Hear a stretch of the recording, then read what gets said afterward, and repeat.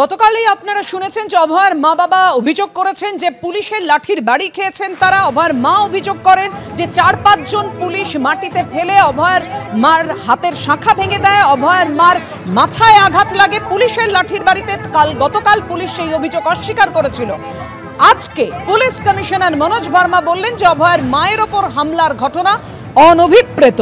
তিনি বলেন যে গতকালকের সমস্ত ফুটেজ দেখেছি, তদন্ত শুরু হয়েছে। মন্তব্য পুলিশ কমিশনার মনোজ ভার্মা।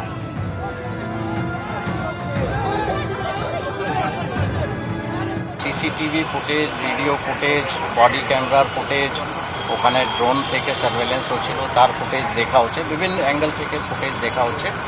যতক্ষণ ফুটেজ আমরা অ্যানালিসিস না করতে পারি পুরোটা, ততক্ষণ আমাদের পক্ষে বলা সম্ভব নেই। কিন্তু yes, it is a part of investigation and definitely আমরা ওটার তদন্ত করে দেখি। আরজিকরের ডিসিজ ওনার মা যেটা অ্যালিগেশন করছেন, নিশ্চয়ই ওনার ইঞ্জুরি হয়েছে, সেটা রেগ্রেটেবল আছে। এটা অ্যাকচুয়ালি হওয়া উচিত নেই, কিন্তু কেন হলো, কী কারণে হলো, পুলিশের যেটা অ্যালিগেশন হচ্ছে যে পুলিশ মেরেছে, সেই অ্যালিগেশন সত্যি কি মিথ্যা, এগুলো সব অ্যাঙ্গেল দেখা হচ্ছে। অভিযোগ যদি আসে নিশ্চয়ই তদন্ত করা হবে, আর যদি অভিযোগ যদি নাও আমরা পাই, আমরা নিশ্চয়ই আমাদের গতকাল থেকেই আমরা নিজেই তদন্ত করছি। সহানুভূতি দেখিয়ে লাভ নেই, কলকাতার পুলিশ কমিশনারকে পাল্টা কটাক্ষ অভয়ের বাবার।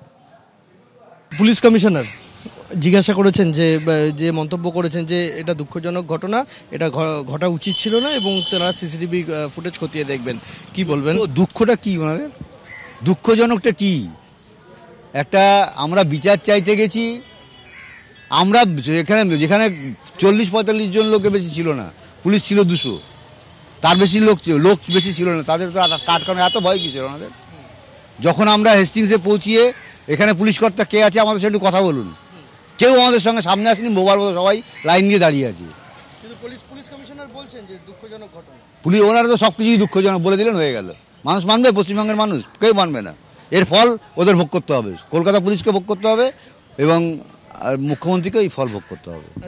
সিপি যেটা বলেছেন যে এটা তদন্ত করে দেখা হবে এবং সিসিটিভি ফুটেজ খতিয়ে দেখা হবে। দেখলেই তো সব পরিষ্কার হয়ে যাবে। আর নতুন করে সিসিটিভি ফুটেজ বানাবে না তো এআই দিয়ে, সেটা আমাদের আতঙ্ক আছে। এখানে সিসিটিভি ফুটেজ খতিয়ে দেখবে, আরজি করে সিসিটিভি ফুটেজ খতিয়ে দেখছে না কেন? আরজি করে আমার মেয়ের সঙ্গে 24 যে ঘটনা হয়েছে, যে ঘটনা ঘটেছিল, তার সিসিটিভি ফুটেজ খতিয়ে দেখছে না কেন? কলকাতা পুলিশ দেখেনি কেন তখন? সেখানে তো সিপি, এসিপি, সমিসাইড মল্লিক, সোফিয়া মল্লিক সবাই প্রেজেন্ট ছিল, দেখতে পারেনি। এখন নাটক হচ্ছে, দেখুক। আমাদের তো দেখলে ভালো, দেখে সব প্রকাশ করুক। তারা তো প্রশাসনে এগুলো আমাদের লোক, তারা আমাদের পরিষেবা দেওয়ার জন্য আছে, সরকারের দাবি করার জন্য তারা নেই। তৃণমূলের দাবিদারি করার জন্য ওদের রাখা হয়নি। আমাদের ট্যাক্সের টাকা তারা মাইনা পায়, এটাও যেন তারা মনে রাখে। গতকাল রাতে মেডিকা হাসপাতালে অভয়ের মাকে দেখতে যান তমান্নার মা। কালীগঞ্জের উপনির্বাচনে গণনার দিন নিহত ফুটফুটে মেয়েটি তমান্না, তার মা গতকাল আপনারা জানেন কালীঘাট চলো অভিযানে সামিল হয়েছিলেন, অভয়ের মা বাবার পাশে দাঁড়িয়েছিলেন। আহত অভয়ের মাকে দেখতে যান তমান্নার মা মেডিকা হাসপাতালে।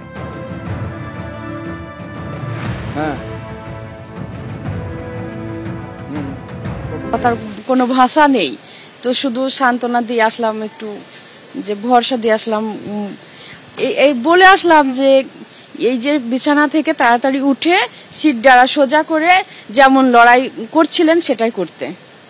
আর আজকে মেয়েরে যে বিছানায় শুয়ে দিয়েছে ভয়ে আর উঠবে না, এটা না করে আবার বিছানা থেকে ওষুধ খেয়ে খাবার খেয়ে সুস্থ হয়ে সিট ডাড়া সোজা করে উঠে আবার আন্দোলন করতে, রাস্তায় রাস্তায় হাঁটতে। হয়তো জীবন চলে যাবে, মেয়েরা চলে যায়, মায়েরা থেকে কি করবে? তো চলে যাবে, তবুও যেন বিচারের শেষ দিন পর্যন্ত লড়ে যেতে হবে। না, ওনার কথা বলার মতো পরিস্থিতি নেই, উনি কান্নাই করছিলেন। আন্দোলন চলবে, আন্দোলন থামবে না। যতদিন উনি ওনার মেয়ের বিচার না পাচ্ছে ততদিন উনি আন্দোলন চালাবে। আমি যতদিন না পাচ্ছি আমি আন্দোলন চালিয়ে যাব। সেই ভয়ে আমি ভয় পরোয়া করবো না। আমার পিছন ফিরে তাকানোর কেউ নেই, আমার হারানোর কিছু নেই। তো আমার জীবনটা যে হারিয়ে যাবে আমি ভয়ে, এই যে আমি আজকে হয়তো বাড়ি না ফিরতেও পারি, আমাকে হয়তো রাস্তা তো শেষ করে দিতে পারে, আমি কিছু আমার মানে আমার জীবনের আশা আমি করি না, আমাকে মেরে দিতেই পারে, মেরে দেওয়ার আগে পর্যন্ত আমি লড়ে যাব।